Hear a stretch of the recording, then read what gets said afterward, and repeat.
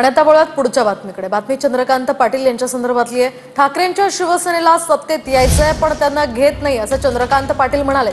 सत्तेत घेत नसल्यामुळे संजय राऊत शहांवर टीका करतात। ठाकरेंची शिवसेना मागे लागून सत्तेत आली नाही तर मनपा निवडणुकीमध्ये ठाकरेंना उमेदवार सुद्धा मिळणार नाहीत असाही घणाघात चंद्रकांत पाटलांनी केलाय। तर सत्तेची गरज तुम्हाला आहे आम्हाला नाही असं प्रत्युत्तर यावर अंबादास दानवेंनी दिलंय।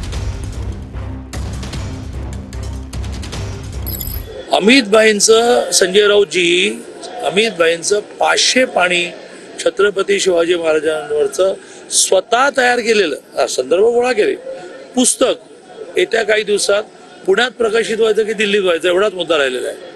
ज्या पुस्तकाचं वाचन केल्यानंतर संजय राऊतजी तुम्हालाही चक्कर येईल की शिवाजी महाराजांचा अभ्यासाने इतका केला त्या अमित भाईंबद्दल केवळ तुम्ही सत्तेमध्ये नाही तुम्हाला यायचंय परंतु घेत नाही म्हणून तुम्ही किती दुस्वास करणार। असं आहे की शिवसेना मागे लागून देवेंद्रजी एकनाथजी अजित पवारांना आणि वरच्या नेतृत्वाला कन्व्हिन्स करून आली नाही।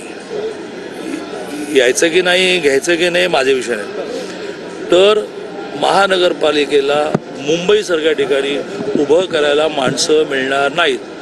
आता याचा अर्थ असा आहे का की ते मागे लागले तसं मी म्हणतोय याचा अर्थ असा लागला आहे का की आम्ही नाही आहे म्हणतोय तसं मी आपलं प्रेडिक्शन दिलं की जर ते सत्तेवर आले नाही तर गळती गळती गळती गळती गळती करत लांब सोडावं कोल्हापूर पुणे माणसं नाही मिळणार मुंबईत माणसं नाही मिळणार। आता सत्तेशिवाय रावल्या जात नाही म्हणून मग त्यांनी अशा पद्धतीने शिवसेनेचं फोड शरद पवारांचा पक्ष फोड आणि मग स्वतः सगळे नेते बनणं मग ही वृत्ती यांनीच केली। आम्ही थोडी कोणता पक्ष फोडला आम्ही तर 3 सोबत घेतले होते पक्ष आम्ही थोडी फोडायची गरज पडली होती आम्हाला।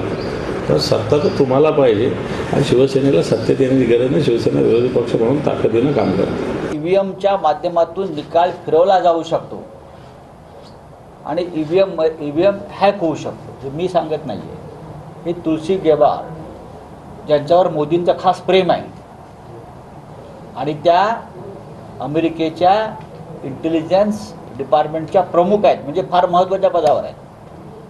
त्याच्यामुळे महाराष्ट्रात तुम्ही कसा विजय मिळवलेला आहे हे तुमच्या प्रिय मैत्रिणींना सांगितलेलं आहे सरकारच्या त्याच्यावर तुम्ही चिंतन करा। आमच्या पक्षाचं काय करायचं त्यासाठी आम्ही सहमत आहोत।